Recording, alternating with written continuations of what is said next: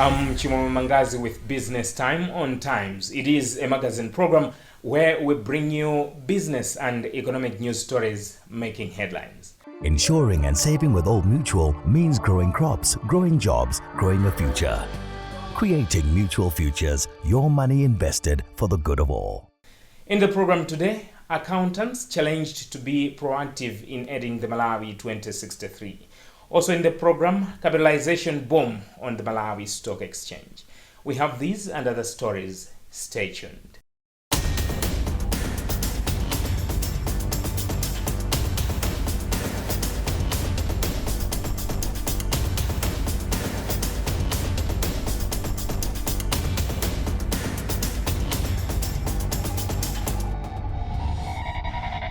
Hello and welcome. The accounting profession in the country has been challenged to be proactive in providing solutions to persisting challenges in the economy. This can be done by ensuring production, partnerships, and positivity if the Malawi 2063 development plan is to be achieved. This came out during the Institute of Chartered Accountants in Malawi's annual conference held under the theme Creating Value and Building a Sustainable Economy.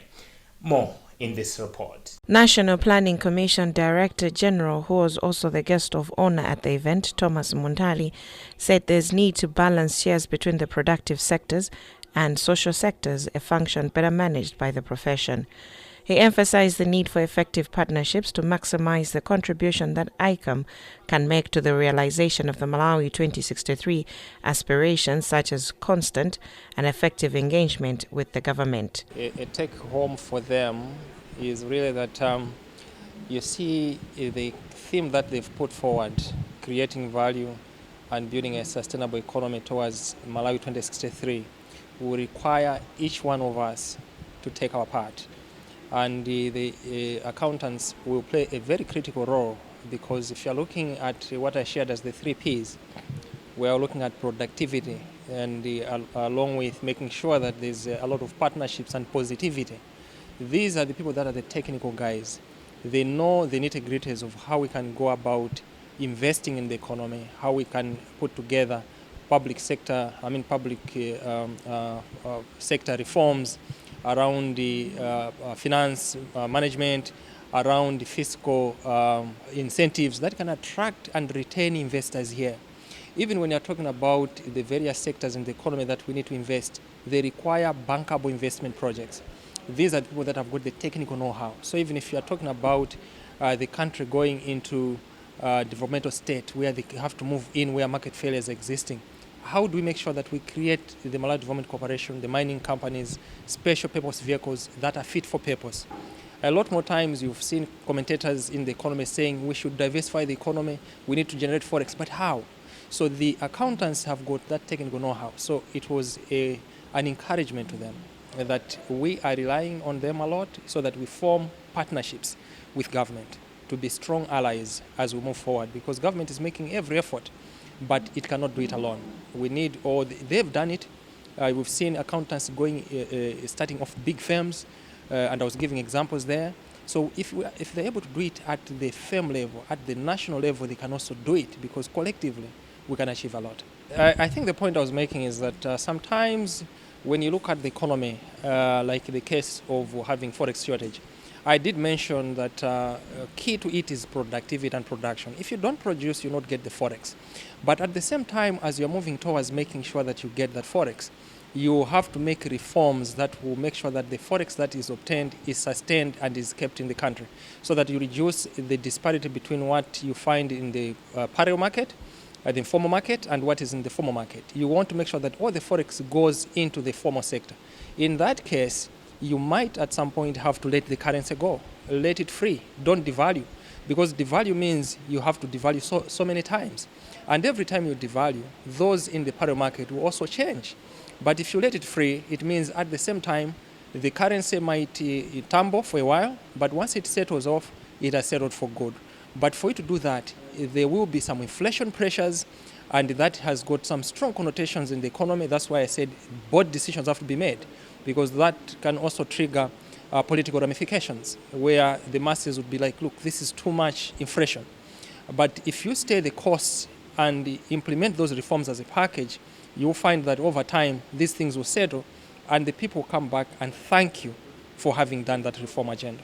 ICAM President Moffat Ngalande said the aim was to orient members on the role of the accountant in achieving the Malawi 2063 development plan.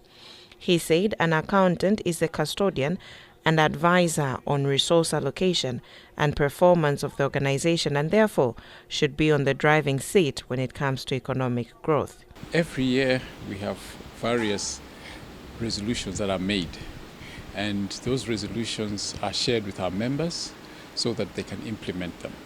And the same approach is taken in the current year, where once we discuss everything, we'll have action points, because it's those action points that help us to foster change. And the difference that we have in the current year, or the benefit, is that as an institute we are collaborating more and having a larger voice on issues of the economy. You'll see earlier this year we issued various notices on matters of governance and public interest around the issues that were going around.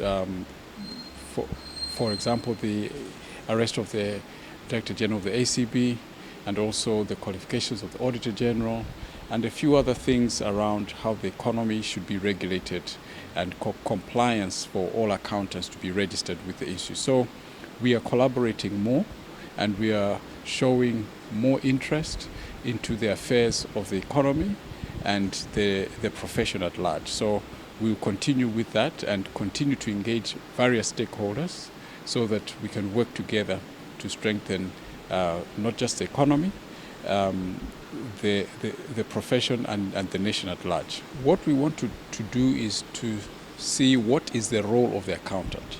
Now, the accountant is a custodian. The accountant is somebody who sees the big picture of the organization, and he's the one who helps in advising on resource allocation and the performance of organizations. So he is very critical in stewardship and making sure that he is on the driving seat of economic growth. So he's a catalyst, he's an advisor, he's a resource allocator, and he's a steward and a custodian of the resources that are there. So more vibrant companies means that the economy is producing more. Your gross domestic product is actually growing because there's more economic activity. So that's how important the role of the accountant is. Currently, the country faces three interlinked economy challenges that are low fiscal space, spending no less than 75% on statutory obligations, foreign exchange shortages hovering around 1 month of import cover, and unsustainable debt seen at 69.9% of gross domestic product at the end of December 2022. Malawi Stock Exchange now has 2 companies with a market capitalization of over 1 trillion kwacha, with the latest being FMB Capital Holdings. There are also other companies that are cruising towards hitting the 1 trillion kwacha mark. In this report, our journalist Justin Quell looks at what this means and the benefit it has to the companies, investors, and the country at large. Market capitalization means the value at which a listed company is valued at. Different companies have different market capitalization based on a lot of factors, some of them being their assets, their share on the market, their share price, and many other factors.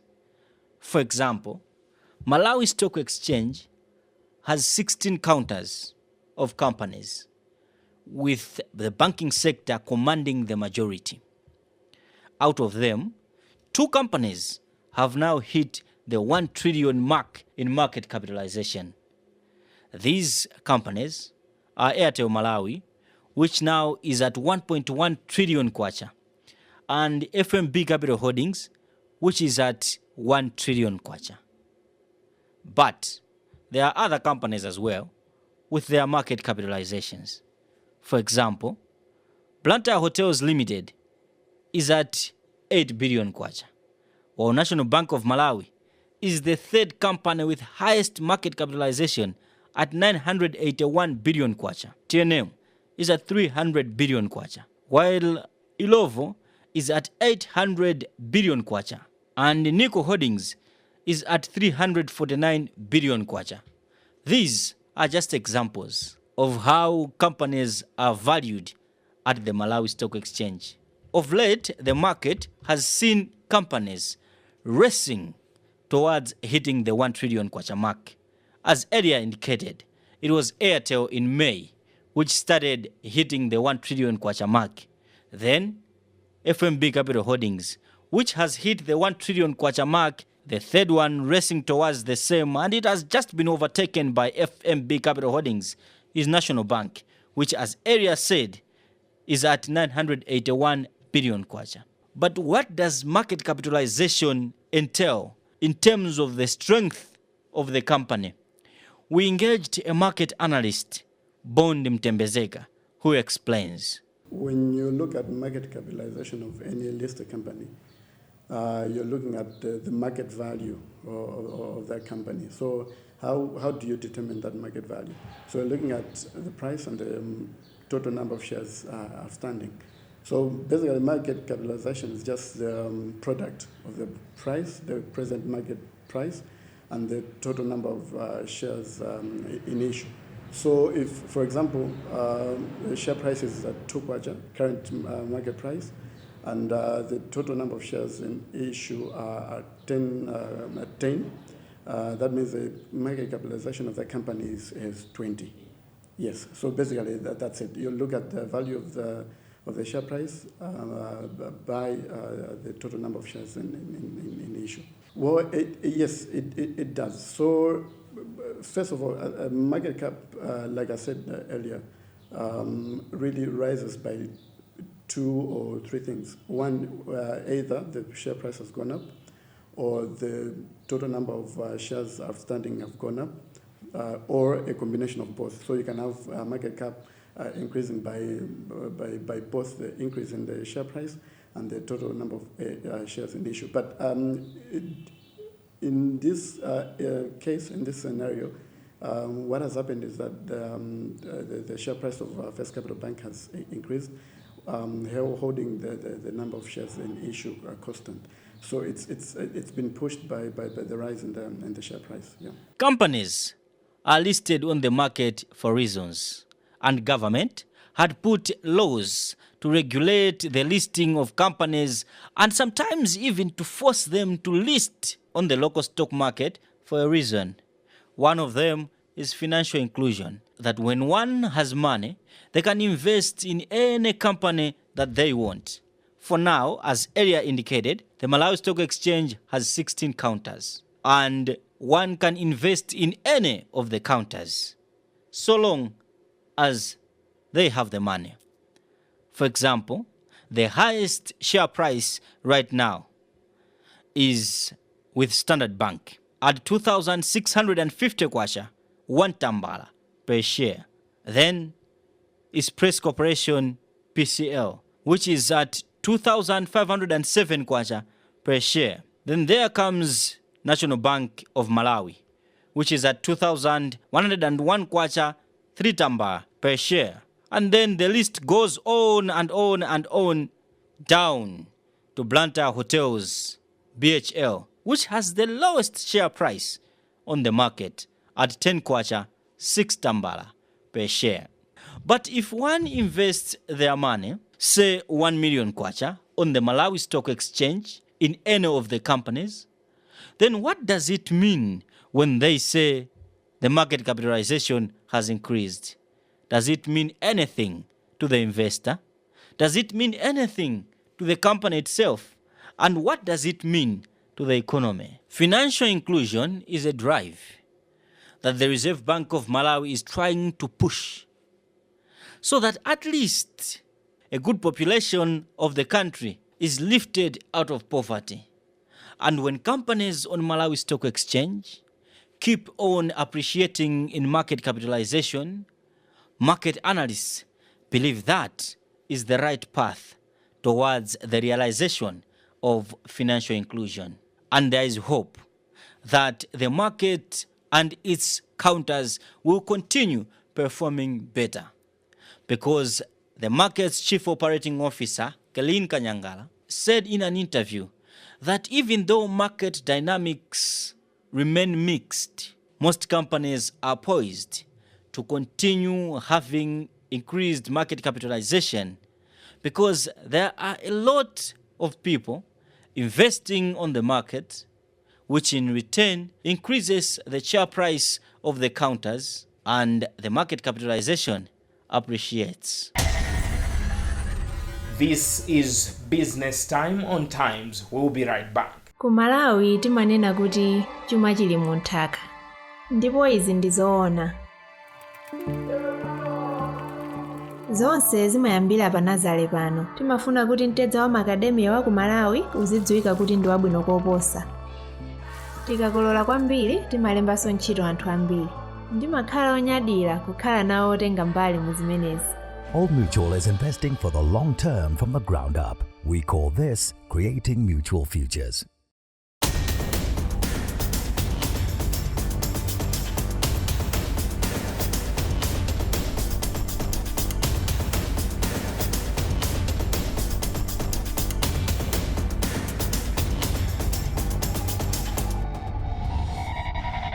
Welcome back. The Institute of Internal Auditors Malawi says lack of a legal framework for the profession is subjecting it to flaws that are costly to the economy.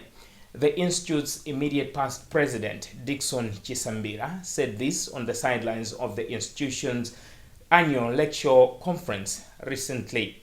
The Institute is now envisioning having a law that will see it backed by an act of parliament to help in the growth of the profession. Justin Kweo attended the conference and he brings us more. The government of Malawi, through parliament, implemented different laws that should help in the fight against financial fraud. Some of the key players in such fights are auditors. That is why, in the new Financial Management Act, the government has placed a clause for the auditors. But Chisambira said even though there are provisions in existing laws, such as the Public Financial Management Act, that touch on internal auditing, there is no specific law for the profession.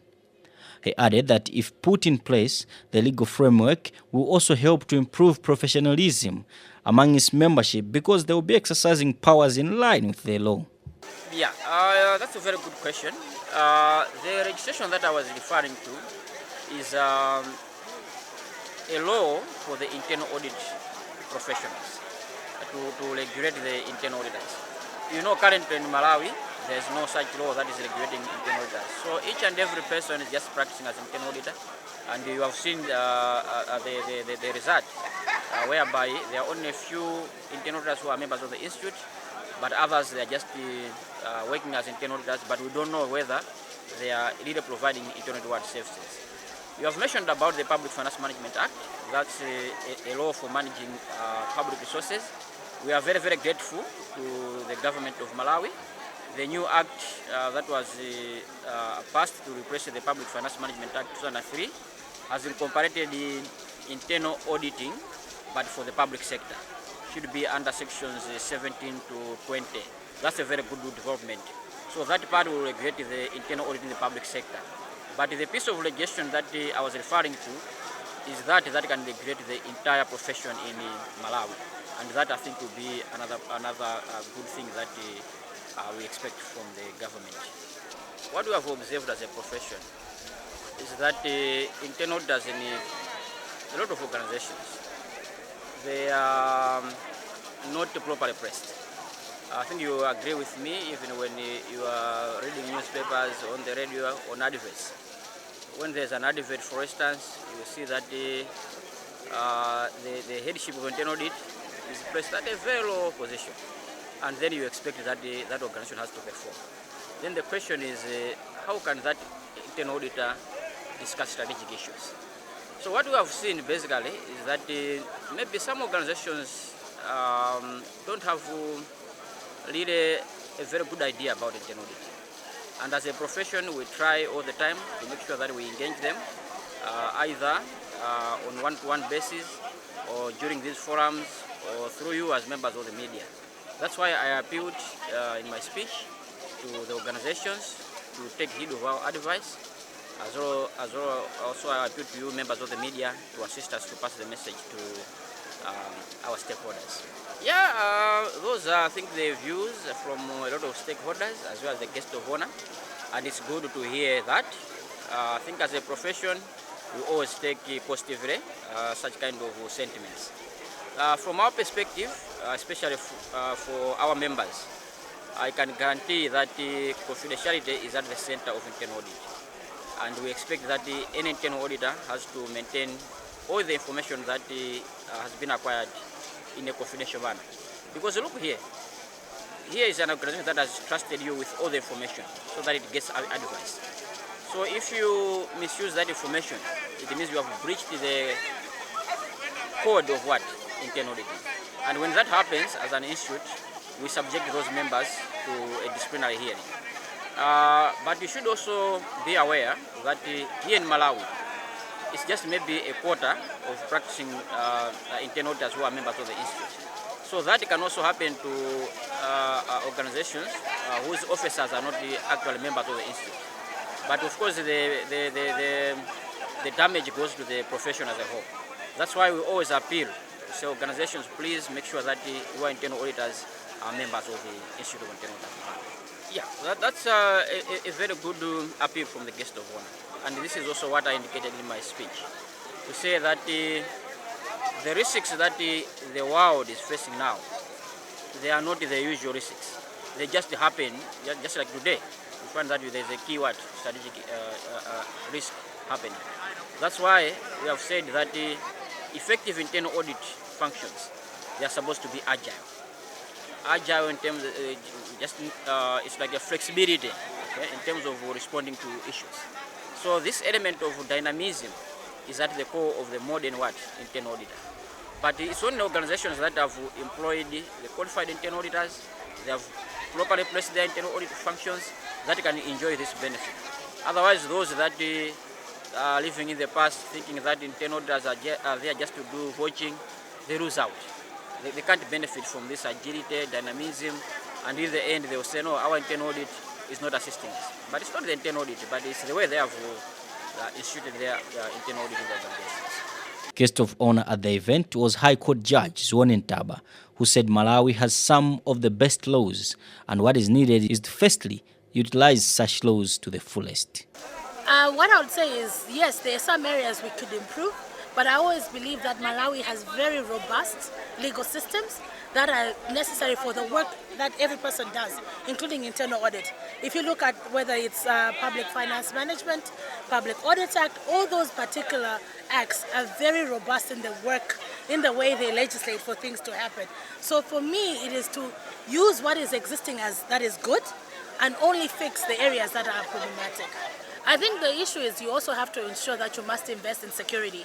And that security is whether people learning the skills, us putting enough resources in terms of equipment, software, all that is necessary, but also more so on the training.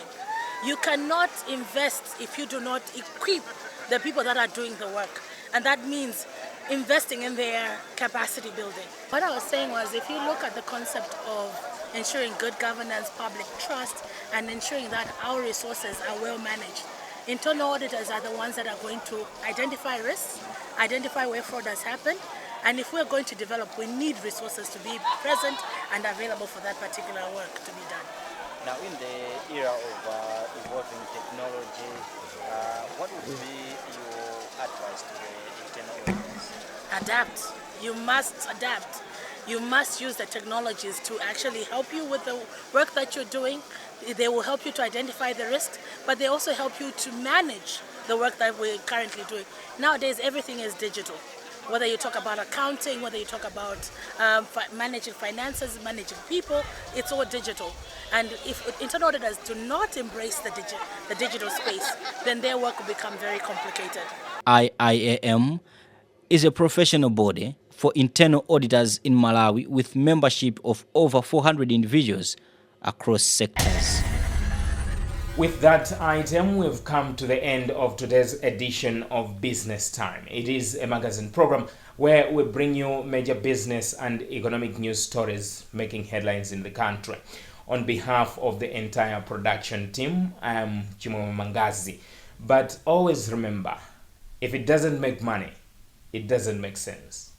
Bye for now. Brought to you by Old Mutual. Creating mutual futures, your money invested for the good of all.